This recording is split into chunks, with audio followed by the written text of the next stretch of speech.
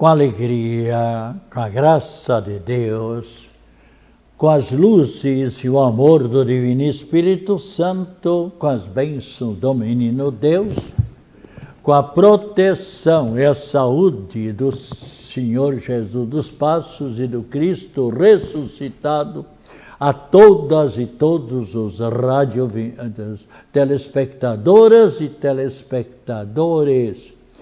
E nós, diretamente do estúdio da TV Primer, TV São José, levando a mensagem de vida, otimismo e esperança na voz e na palavra do Padre Pedro José Keller. Na terça-feira, nós falamos diversos assuntos, mas o nosso programa terminou e eu queria então fazer algumas pequenas colocações ainda sobre, por exemplo, eu falei que Cristo Jesus nos previne dizendo, em Mateus capítulo 25, versículo 13, vigiai e orai, porque não sabeis o dia nem a hora em que Cristo Jesus virá ao nosso encontro.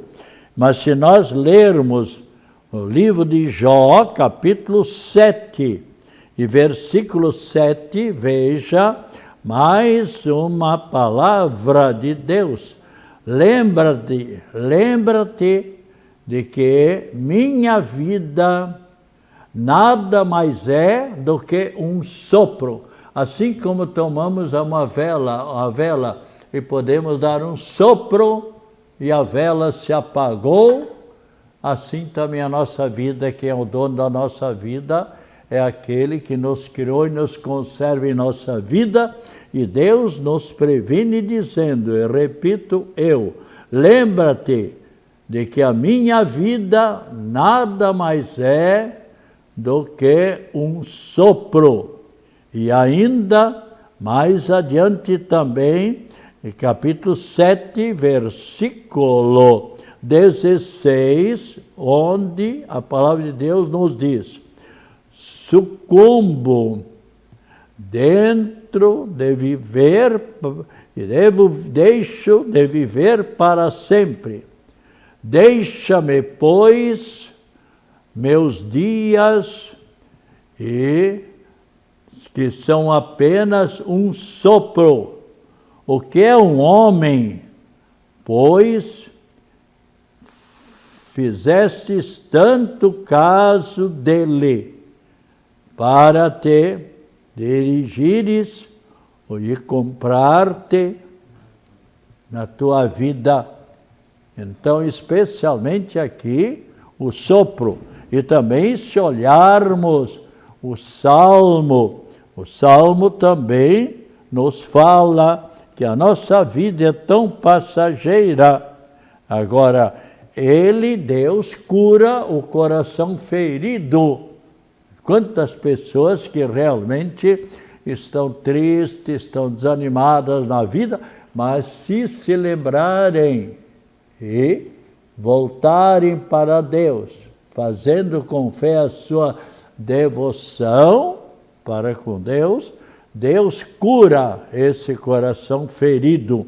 Então procuremos de modo especial lembrarmos-nos sempre que devemos estar sob o olhar e a proteção de Deus, nosso Pai e Criador.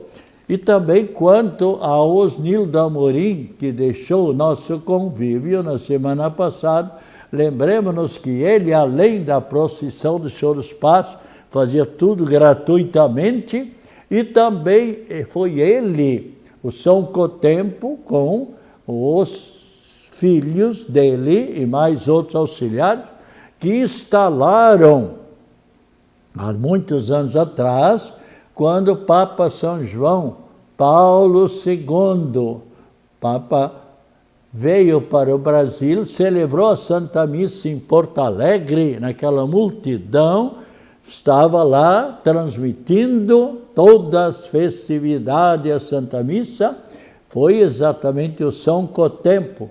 A mesma coisa em Curitiba. O mesmo aconteceu aqui em Florianópolis, quando o Papa que esteve no dia 17 de outubro de 1991, quando ele chegou em Florianópolis, e no outro dia a missa, onde ele beatificou a então Madre Paulina, hoje Santa Paulina do Coração Agonizante de Jesus. O arcebispo D. Afonso Nils, com 5 padres, eu fiz também parte da recepção do Papa São João Paulo II, quando pudemos cumprimentá-lo por algumas vezes.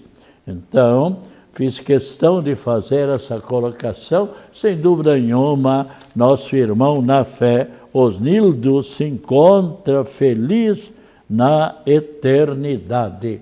E nós devemos sempre lutar para vivermos seguindo e segundo os mandamentos de Deus, a mensagem de Cristo que atualmente nos é transmitida pelo Papa Leão XIV, assim os 267 papas que a Igreja Católica teve nesses 2000 e poucos anos, sempre quando seguimos a sua mensagem, podemos ter certeza que estamos no caminho certo, no caminho da amizade na graça de Deus. E agora então, nós também sabemos que estamos em breve, na próxima, hoje quinta-feira, amanhã, sexta-feira, inicia o novo mês. Nosso agradecimento pelas graças e bênçãos recebidas durante o mês de julho, e que igualmente a proteção e as bênçãos de Deus se voltem para todos e cada um de nós, para vivermos com saúde no corpo e no espírito, e com as bênçãos de Deus possamos sempre ter a força de vontade de viver seguindo a vontade de Deus, que é amar a Deus sobre todas as coisas e amar os nossos semelhantes, que precisam muitas vezes do nosso apoio, da nossa ajuda. E o Papa Bento XVI tinha uma frase que eu gosto de repetir: o nosso semelhante é aquele que precisa, a cada passo, a cada momento, da nossa ajuda, da nossa colaboração. Então, nós estamos iniciando o mês vocacional. Eu tenho no meu programa de rádio, mesmo aqui, sempre insistido para que os adolescentes, os jovens, procurem rezar, e também que os pais rezem pelos seus filhos, para que eles possam ter um bom discernimento e, com as luzes do Espírito Santo, possam acertar a sua vocação para a qual querem seguir para o futuro. Porque ainda a questão de algumas semanas, um jornal trazia, fazendo o levantamento junto com estudantes de uma universidade federal desse país, faziam um levantamento, e quantos estudantes, segundo eles disseram para os repórteres, mudaram 2, 3, até 4 vezes o seu curso na universidade. Quer dizer, não estavam se agradando daquele curso depois de frequentar o curso 2 anos, 2 anos e meio, ou mais, ou menos, mudaram para outra faculdade. E lá também, depois de 2 ou 3 meses, ou até mais ou menos, mudaram 3ª vez, ou a 4ª vez. Quanta perda de tempo de estudos! A formatura, é claro, então vai atrasar 2 ou 3 ou 4 ou 5 anos. e a despesa que traz, porque está tirando o lugar de um outro jovem que gostaria. Então rezem para que você possa acertar a sua vocação para a profissão ou para a vocação, porque todos nós sabemos, e eu gosto de insistir, vocação acertada, vida feliz. Se eu me encontro feliz na minha vida, batalhando, lutando, me esforçando sempre, aliás, temos que sempre colaborar com a vocação que Deus nos deu. Agora não basta somente dizer, Deus me ajude, Deus me ajude, Deus me ajuda, Nossa Senhora me ajude. Mas você deve fazer a sua parte. Aquela história dos 2 lavradores. Um cultivava bem e cultivou bem o seu terreno, adubou e semeou a semente e procurou depois tirar a erva daninha e deu uma produção maravilhosa. Mas o outro ia para lá, para a lavoura, naquele tempo era enxada e mais enxada, não tinha as máquinas que tem hoje em dia, e ele ia para a lavoura, chegava lá, sentava em cima do cabo da enxada, chegando, o horário dele era o sol, ia para casa para almoçar. Depois do almoço descansava um pouco, ia novamente para a lavoura e ficava sentado e fumando, estragando a saúde. Porque nós sabemos que o cigarro, quanta gente que eu visitei nos 19 anos que eu fui morando no Hospital de Caridade, e especialmente ali visitando dia e noite os enfermos, quanta pessoa com a doença terrível do CA, do câncer, se lastimando. Mas o médico me dizia, Padre Pedro, pois é, se ele tivesse deixado os cigarros, ou melhor, se ele não tivesse começado a fumar, ele não precisaria estar aqui tirando o lugar de uma outra pessoa, de uma outra doença. Mas, infelizmente, está aí com câncer por causa do cigarro. E esse outro lavrador, o lavrador, então, não colaborava com a saúde que Deus lhe estava dando. Não preparou bem o terreno, talvez nem semeou aquilo que ele gostaria. Nós sabemos, todos nós sabemos que o lavrador colhe aquilo que ele semeia. Não pode, por exemplo, semear, plantar milho e depois chegar, mas Deus, mas eu queria feijão, porque não tem feijão lá em casa, eu queria feijão, milho ainda tem do ano passado. Vai chorar não sei para onde, seu bobalhão. Pense um pouco, para que Deus deu o crânio para nós, o raciocínio, para nós pensar um pouco. E ali, então, Deus, como é que lá o meu vizinho tem uma plantação maravilhosa, ele vai colher? É a consciência desse malandro, porque não seguiu, não trabalhou. Aliás, hoje em dia também existem muitos malandros por ali que têm saúde, que podiam trabalhar, que podiam formar a família e, bem, vocês conhecem melhor do que eu, né? Então, aqui Deus, então, dá os talentos, as qualidades, as aptidões para cada um seguir uma profissão, uma vocação. Mas existem muitas pessoas esgravatando na vida, rolando pela vida, não se realizando. Por quê? Porque não procuraram rezar, pedindo as luzes do Espírito Santo para acertar a sua vocação. E aí, claro, não se realizam na vida, infelizmente. E vão assim, nervosos, chateados, não se realizam. Então, tem que lutar, se esforçar para realizar. Eu vou fazer agora a oração pelas vocações sacerdotais. E eu me sinto muito feliz. Dia 8 de dezembro vai fazer 65 anos que eu tive a graça de ser ordenado presbítero, sacerdote, no grande e belo santuário de Zambuja Brusque, onde atualmente é o reitor e pároco lá do santuário, Padre Gazzaniga, que também é professor no seminário de Zambuja Brusque. Dia 8 de dezembro de 1960, pelo arcebispo de então, Dom Joaquim Domingues de Oliveira.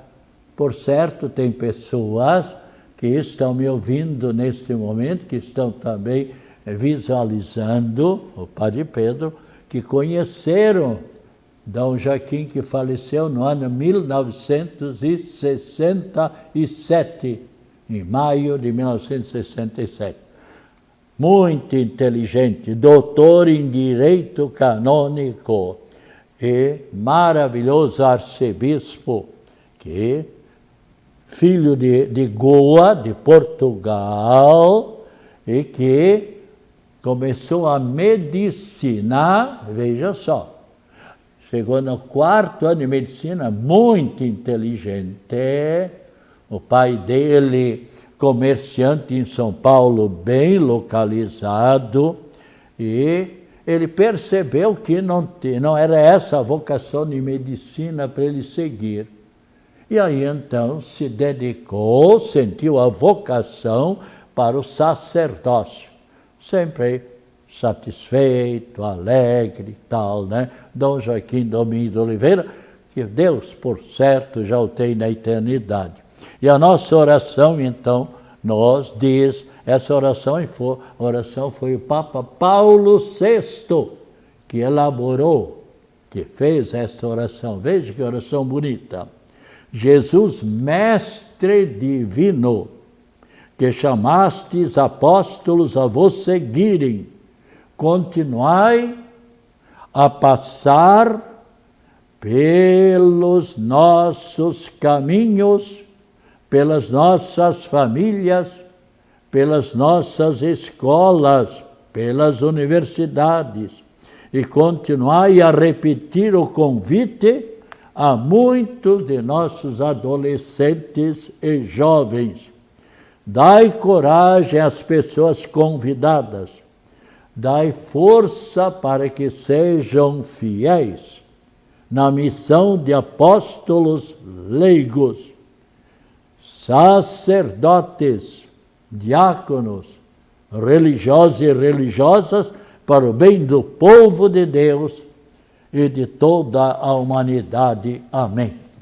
E na nossa Arquidiocese de Florianópolis, ainda nesse final de semana, no domingo, no encontro de estudos para todas as pessoas da Arquidiocese que quisessem, foi falado sobre a vocação e uma campanha que a Arquidiocese está fazendo para que tenhamos mais sacerdotes, mais padres. Então, e falando sobre padre, vamos colocar aqui no próximo dia 4 de agosto, é o dia de São João Maria Batista Vianney, conhecido como cura de Ars.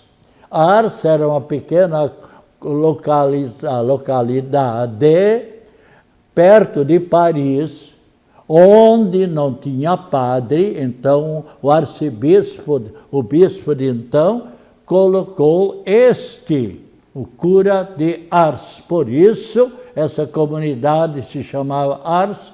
E quem era o cura de Ars? Um pequeno São João Maria Batista Vianney, o santo cura de Ars.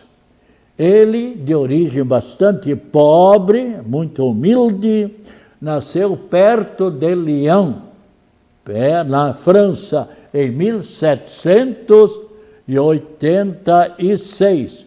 No batismo ele recebeu o nome de João, mas ele acrescentou mais tarde o nome de Maria, porque era muito devoto de Nossa Senhora. E então ele foi para essa comunidade. Ele começou a estudar no seminário, ele não tinha muita capacidade intelectual, mas tinha um coração maravilhoso, um coração como jovem, vivendo a fé, vivendo o compromisso espiritual.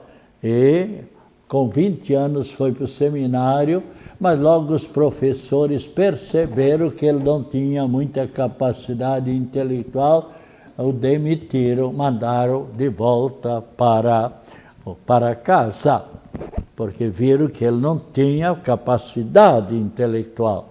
Mas, passando 1 ou 2 ou 3 anos, o pároco antigo, o padre antigo, vendo que ele continuava maravilhoso, jovem, foi ao bispo e disse: bispo, eu vou dar aulas particulares para ele, para que ele possa retornar ao seminário.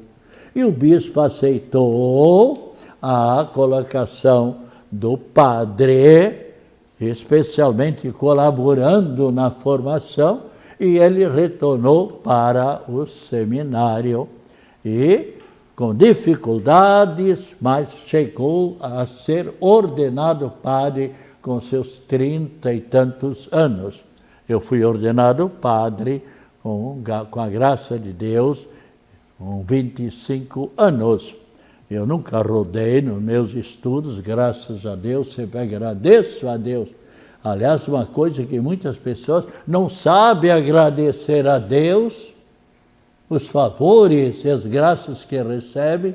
Há muitas pessoas que não sabem agradecer os seus parentes, ou os vizinhos, ou outras pessoas, e recebem muitos benefícios, muita ajuda, conselhos maravilhosos.